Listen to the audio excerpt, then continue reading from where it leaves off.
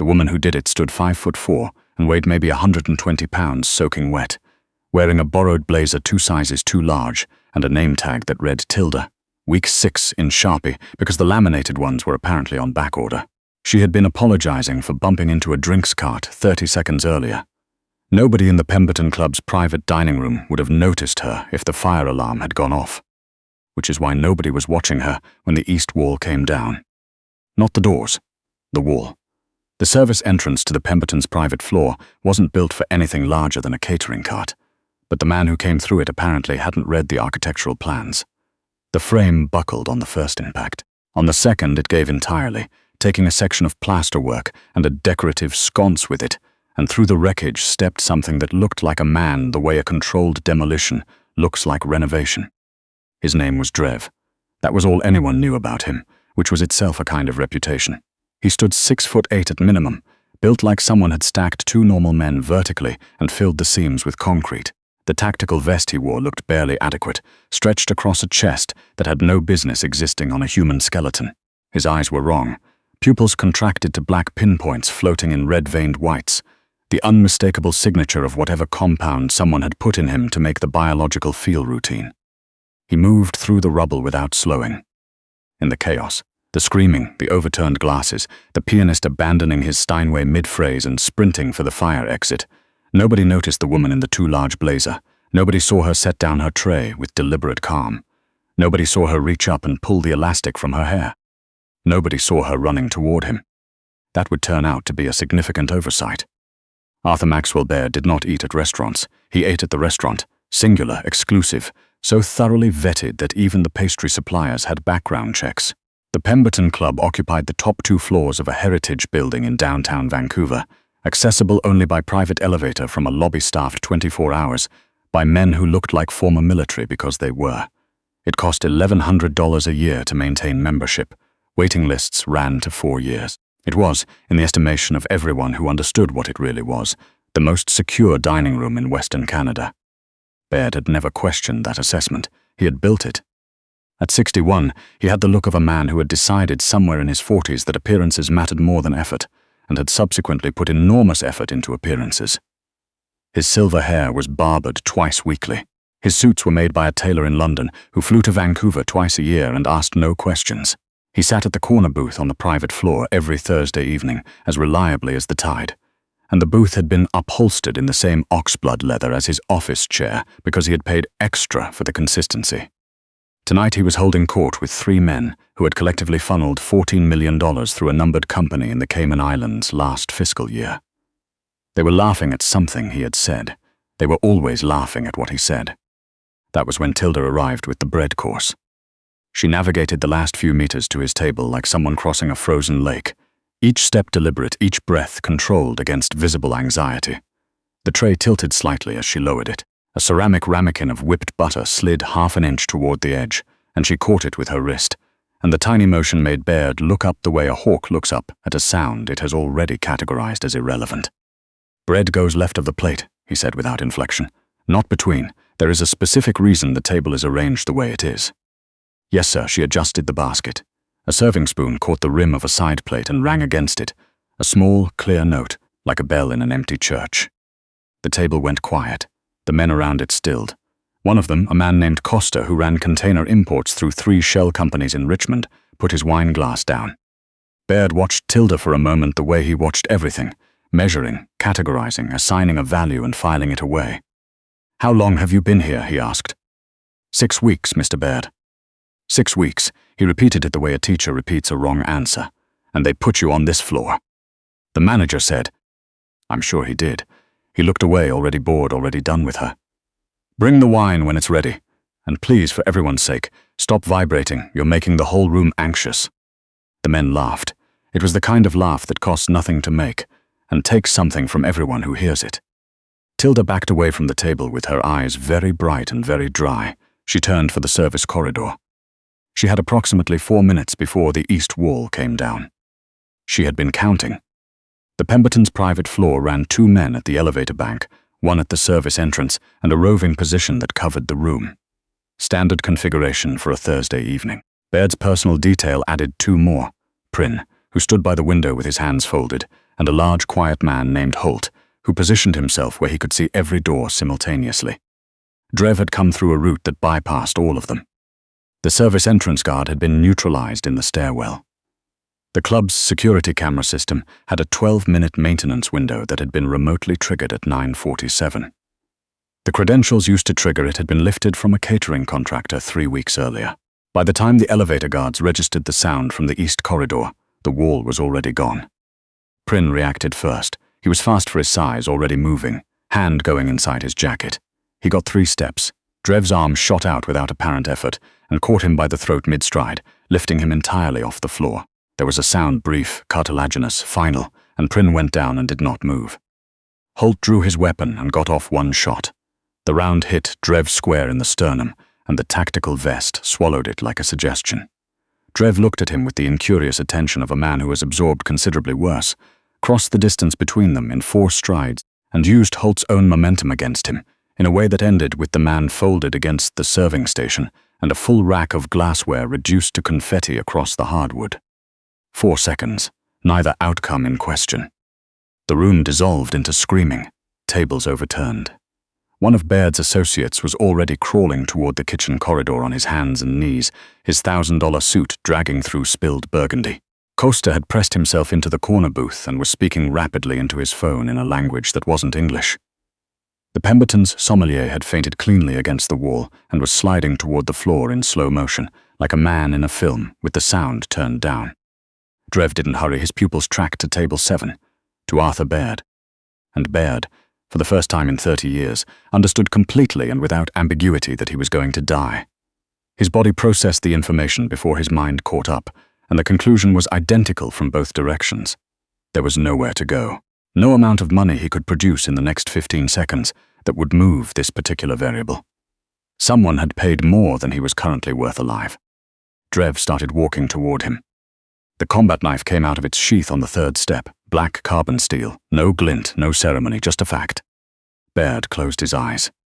He thought about his daughter in Halifax, who had legally changed her last name 3 years ago and hadn't spoken to him since, and who was absolutely correct in both decisions. He thought about a beagle he'd had as a boy, ridiculous creature named Chester, 17 years of uncomplicated loyalty, the longest honest relationship of his life. He thought about the number of people currently alive because he had at some point decided not to have them killed, weighed it against the number who weren't, and arrived at an answer he couldn't argue with.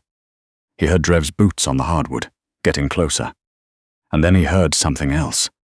Light footsteps, moving fast, running toward the sound instead of away from it, and a voice low, completely level, without a tremor anywhere in it, saying one word with the authority of a closing door.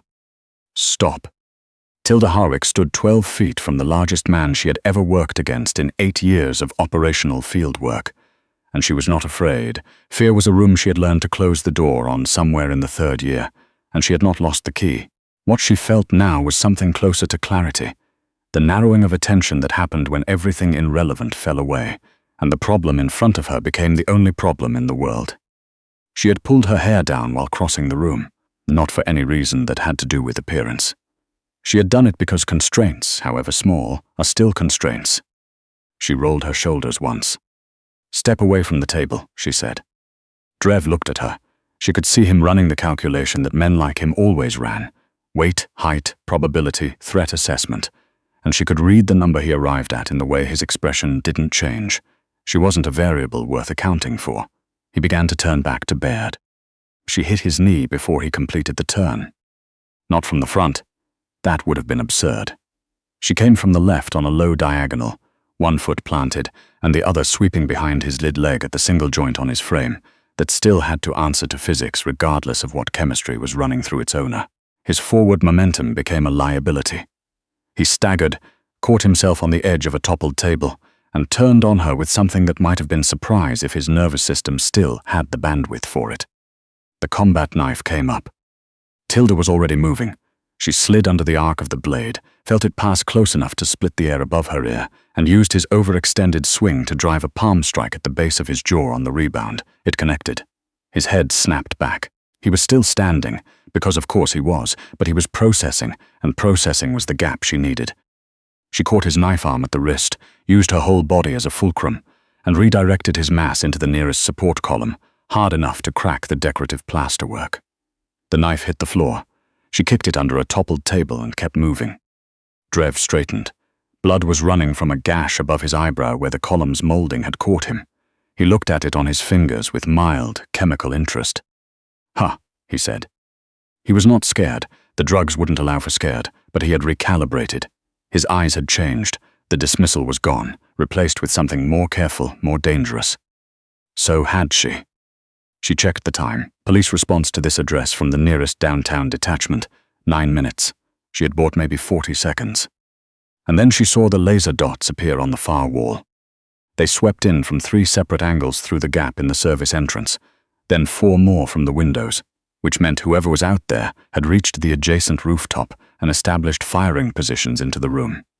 The patterns were too coordinated, the movements too practiced, for anything improvised. This was not Drev's backup. This was a separate team with a separate objective, and they had used Drev as a battering ram to open the building. She understood in the span of one breath what this actually was. She grabbed Baird by the collar of his impeccable suit jacket and hauled him sideways off the booth, not gently, not apologetically. In the same moment, a red dot passed through the space where his head had been. "Down," she said, pulling him behind the heavy hardwood serving trolley she'd been pushing all evening. "Stay flat and don't move." Baird stared at her.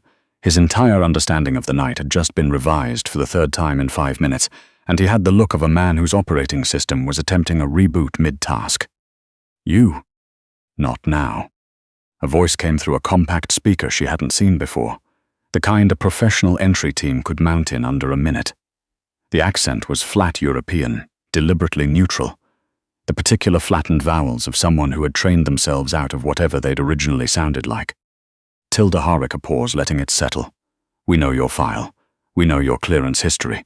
We know the unit you were assigned to before it was dissolved." The room had gone genuinely silent. Even Drev had stopped moving, listening to something through an earpiece. "We are not here for Mr. Baird. He is incidental tonight. You are the objective. Come out from behind the station and everyone else in this building goes home. Stay where you are and we begin executing the civilians we have zip-tied in the coat room.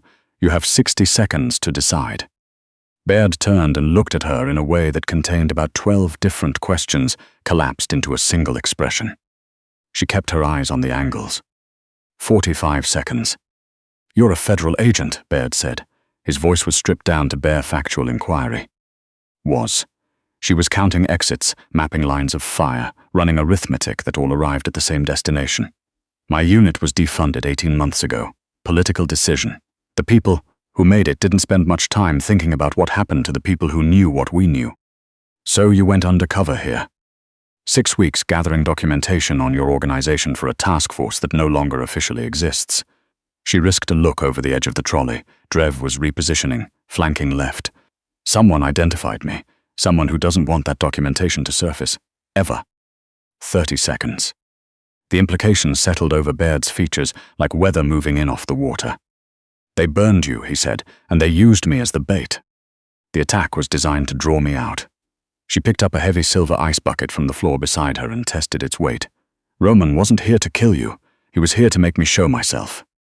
Baird looked at Drev, looked at the red dots sweeping the wall above them, looked at his own hands resting on the hardwood floor. 15 seconds. She looked at the emergency power panel mounted behind the bar. She had memorized its location during her 3rd shift because she memorized the location of every emergency panel in every building she worked in. Because some habits outlast the institutions that installed them. 10 seconds. She moved. The lights went out. Tilda had mapped the private floor during her 3rd shift, the way she mapped every space she operated in, the way she had been doing since the agency had first sent her somewhere and told her to get lost in it. She knew the distance from the serving trolley to the kitchen doors. She knew the overturned chair at 10 o'clock, the shattered table at 2, the exact path through the debris that wouldn't cost either of them a second. She counted the steps in the dark with Baird's wrist in her grip, his Italian leather shoes sliding on polished hardwood, neither of them breathing. Behind them, professional voices issued clipped commands in tactical shorthand. Night vision equipment powered up. She could hear the distinct frequency hum of the headsets engaging. Somewhere to the left, Drev roared, disoriented, his chemically heightened senses scrabbling for a target in the sudden black. She hit the kitchen doors at a run, and they went through together into the light. The Pemberton's kitchen was fully operational, every burner still running, the line crew gone in whatever direction fast was. The room smelled of brown butter and white wine and fear, and it was the most useful room she had been in all night. Steel prep surfaces that could absorb impact, gas lines that were leverage if she needed them, a walk-in cooler at the back with a bolt lock on the inside. She clocked all of it in the time it took Baird to catch his balance against the nearest prep table. The cooler when I say go. What are you going to? Drev came through the kitchen doors. He filled the frame the way a bad idea fills a room, unavoidable, structural, impossible to root around. The kitchen's fluorescent overheads showed her what she had already done to him and what remained to be done. His neck was visibly swollen on one side. The gash from the column was still running. His knee tracked slightly wrong with each step, compensating for the tendon damage. He was hurt. He was still standing. He had pulled a cleaver from the magnetic strip above the prep station, the heavy kind designed for breaking whole joints, and in his hand it looked almost proportional. Tilda took a 10-inch chef's knife from the same strip, German steel, well-balanced, honest in the hand. They moved at the same time. She was faster but smaller, and he had reach on her by a margin that couldn't be entirely closed by technique. The cleaver came down in an overhead arc, and she stepped inside it, feeling the displaced air against her temple, and drove her elbow into his chin as she passed. He bit through his own tongue. She heard it. He grabbed for her with his free hand and caught her sleeve, and she shed the borrowed blazer and left it in his grip and kept moving, putting the center prep table between them. He picked up the table and threw it. It hit the back wall and folded in half. The noise was a considerable event. Go, she said to Baird. He moved, not the way frightened men moved, hesitantly, scanning for reassurance, but with a grim pragmatism she hadn't expected from him. He reached the cooler door and pulled it open, and she heard the cold air exhale into the hot kitchen, and she was already buying the seconds. 3 more exchanges with Drev. She opened his Achilles on the second pass. Not deep enough to finish it, but deep enough to change the cost of every step he took. He caught her on the rebound with an open-handed strike that hit her left shoulder and sent her into a rack of sheet pans, and her vision went white at the edges for a moment, and the ringing in her ears was 30 baking trays hitting tile in sequence. She got up. She was always getting up. Drev was slowing. Not stopping, the drugs wouldn't allow stopping, but the accumulated damage was beginning to compound against the chemistry, and his movements were losing their terrible precision and becoming something rawer, less controlled, which in some ways was more dangerous and in some ways less. Baird appeared at her elbow from the direction of the cooler. He was holding a propane torch from the pastry station, the kind used for crème brûlée. He had it lit, the blue flame hissing at the tip like an argument. You told me to stay in the cooler, he said, which was accurate. She didn't have time to discuss it. She grabbed the industrial spray hose from the prep sink and directed it at the gas burners still running on the hot line. Steam came up fast and thick, flooding the space between them and Drev, flooding the approach routes where the tactical team was pushing through from the dining room. She heard cursing from that direction, a command to hold position. She caught Baird's arm and they went through their own steam and into the cooler, and she pulled the heavy insulated door shut behind them and threw the bolt. The temperature inside was 6 degrees Celsius. She felt it on her face immediately, on the sweat on her neck, on the thin line of blood on her forearm where Drev's knife had come closer than she'd wanted. Baird turned off the propane torch with the careful attention of a man focusing on small mechanical tasks to avoid looking at larger ones. My brother, Tilda said. Baird looked at her. You were going to ask why I didn't run when the lights went out. She leaned against a shelf of wrapped cheeses and tried to breathe around the rib that was almost certainly cracked on the left side. My brother has a progressive neurological condition. He's 23. He's been in a private treatment program for 14 months that costs $4,200 a month and is not covered by provincial benefits. She paused. I needed this posting. I needed what was supposed to come after it. An immunity agreement, a federal witness fund disbursement, enough stability to keep him in that program for the next 3 years. The task force is gone. The agreement went with it. Outside, through the insulated walls of the cooler, she could hear the tactical team reorganizing. She could hear Drev's footsteps, one audibly heavier than the other now, circling the kitchen perimeter. Baird was quiet for a moment. Then I could pay for your brother's treatment. I know you could. Then, that's not why I protected you. She looked at him directly, and he had the uncomfortable experience of being looked at honestly by someone who knew exactly what he was and had made a separate calculation about it anyway. Your security detail, Prynne and Holt. Those men were going to be put down regardless of anything I did or didn't do. Drev was already through the wall before I could have stopped that. But there were 31 other people on this floor tonight. Mr. Baird, waitstaff, a pianist, a sommelier who had the genuine misfortune of fainting before he could run. She shifted her grip on the chef's knife, still in her hand. I cannot sort through which ones matter based on whether they have done anything to earn it. I certainly haven't. No. A silence opened between them, shared and not particularly comfortable for either party. Then why? Baird's voice had lost every layer of the performance he usually operated behind. What remained was just the question, bare and honest. You could have used the blackout to rabbit for the service stairs. Could have left me in that booth. They weren't there for me. No. So why are you still here? Tilda listened to the sounds moving through the cooler walls. She could hear the fire suppression system beginning to engage, the hiss of sprinklers in the kitchen overhead, the distant percussion of water hitting hot steel. Because the day it stops mattering, she said quietly, I become exactly what I spent 8 years working against. She pushed herself off the shelf. Bogota, she said. 5 years ago. Bad intelligence, compromised extraction. My team and a 19-year-old informant who had spent 8 months mapping a cartel's distribution network and been found out for it. We were 50 feet from the pickup point when they hit us. She touched the inside of her left forearm, an old instinct. I had to choose. Extract the team or try to carry him out too. I tried to carry him out. Lost 3 operators. The kid bled out in my arms. She looked at the cooler door. The agency wanted to know why I hadn't cut my losses. I told them that the day I start weighing human lives by their operational value is the day I stop being something worth saving myself. The tactical ram hit the door. Not heavily enough to breach, but the frame groaned and light came through the gap in a thin blade. She looked at the gap, looked at the shelving unit on the back wall. Heavy commercial stock cans, catering-size containers, a full case of olive oil she had just had a specific idea about. She looked at Baird. When I say move, she said, you go for the back left corner of the cooler. Behind the shelving unit there is a maintenance access panel. It opens into the service stairwell. I found it on a Tuesday 2 weeks ago when I told the head chef I was looking for a mop. Of course you did, Baird said. He said it without irony. The door buckled further. She could see the barrel of a weapon in the gap, angling for a sightline. I'm going to come out in a way they're not expecting, she said. Stay in the stairwell until you hear the sprinklers stop, then go up, not down. The roof access will be unguarded by then. And you? She looked at him one more time, at the 61 years of accumulated consequence sitting in the oxblood leather and the $1,200 suit. At the man who had, somewhere in the last 40 minutes, stopped performing and become just a person in a cold room, asking a genuine question. I'll be fine, she said. I'm always fine. It was mostly true. What happened in the kitchen over the following 4 minutes was not something one person should have been able to accomplish, and Tilda would not have disputed that.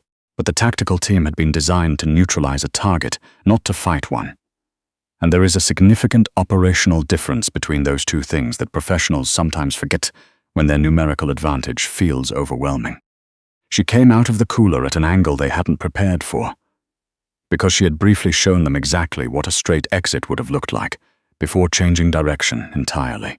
She used the industrial shelving as cover and the olive oil across the floor as an asymmetric advantage. She knew exactly where she'd put it, and they did not. She kept Drev between herself and the team's firing lines, because none of them wanted to shoot through 300 pounds of their own asset, and he was large enough to make that problem functionally impossible to resolve quickly. She did not get out clean. Her left arm needed attention she didn't currently have time to give it. The cracked rib announced itself on every exhale with the specific, impartial honesty of damaged bone. But she put Drev down at the base of the stairwell door. She had been waiting for the moment his body finally called the accumulated debt.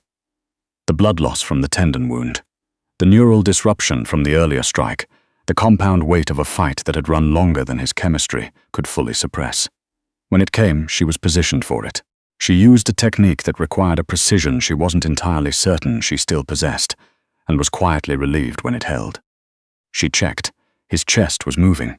He was alive, because she needed him alive. Not out of mercy, though she was not without it, but because in approximately 3 months, when she had rebuilt enough of what had been burned to make a case, his testimony would be the weight that made the difference. She stood up in the ruined kitchen, water from the overhead sprinklers running down her face and neck and arms, the boning knife still in her hand, and she turned to face the tactical team. There were 7 of them. They had their weapons up. She looked at the lead operator. "Walk away," she said, "every one of you, right now, or I put you down the same way I put him down, and you will go home explaining to whoever hired you why this particular evening went as badly as it did." The lead operator listened to something in his earpiece. Then he made a gesture to his team. They withdrew. Smoothly, professionally, the way ghosts move when the light comes on, back through the dining room and into the dark beyond the wreckage of the east wall, gone before the first siren reached the building. The paramedics found Arthur Baird in the east corridor, working his way down a row of 31 people seated against the wall, a chef's knife in his hand, cutting zip ties. He had freed 23 of them by the time the first responders came through. He had not, as far as anyone could later confirm, made a single phone call in the intervening time. The detective who took his statement was a precise woman named Villeneuve, 11 years on organized crime files, with the particular patience of someone who had learned to let silence do the work that questions couldn't. "The woman," she said. "Multiple witnesses mention a woman." "Things happened very quickly," Baird said. "Can you describe her?" He thought about a borrowed blazer left in Drev's grip like a shed skin, a name tag in Sharpie. 31 people in a row, and the arithmetic behind why they were still breathing. "No," he said, "I'm afraid I really can't." Detective Villeneuve wrote something in her notebook. She did not look convinced. She looked like someone who intended to remain unconvinced for a productive length of time. Outside, past the tape and the ambulances and the news cameras that had appeared with their usual efficient ghoulishness, dawn was beginning at the edge of the North Shore Mountains, grey-gold light spreading across the water, indifferent and enormous in the way that mountain light always is, too large to care about the particular disasters of particular nights. Baird stood at the perimeter tape and looked at his hands. The gold ring on his right hand, heavy, meaningful in specific rooms, the kind of thing that required certain other things to earn, felt different in the morning light. Not wrong, exactly, just notable in a way it hadn't been yesterday. He thought about a woman who had every reason to let him die and had made a different calculation, and had made it in the cold, with cracked ribs, without asking for anything in return. He thought about 31 people going home to their families, because of arithmetic she had no obligation to run. He thought about a 23-year-old in a treatment program somewhere in this city, whose sister had just spent 6 weeks learning the layout of a building and the maintenance schedule of a security camera system, for a job that no longer had official backing, official funding, or any official existence whatsoever. He was going to call his daughter in Halifax. He had made that decision somewhere between the second and third time Tilda Harwick had gotten back up off the tile floor. He did not know yet what he was going to say. He suspected it would begin with the word sorry, and he suspected that would be only the beginning of a very long reckoning. Probably nothing would change. He had built 61 years of operational habit, and it did not dissolve overnight, because a woman with a chef's knife had decided he was worth more than the effort of letting him die. But maybe. Somewhere in Vancouver, a woman with borrowed clothes and a name she would not use again was already moving, toward encrypted files, toward the slow reconstruction of a chain of custody, toward the unglamorous and unsupported work of making a case that certain people had spent considerable money to prevent from ever existing. She was moving through the morning crowd the way water moves, becoming part of the current, unremarkable, unnoticeable, present. 31 people were going home. She kept walking.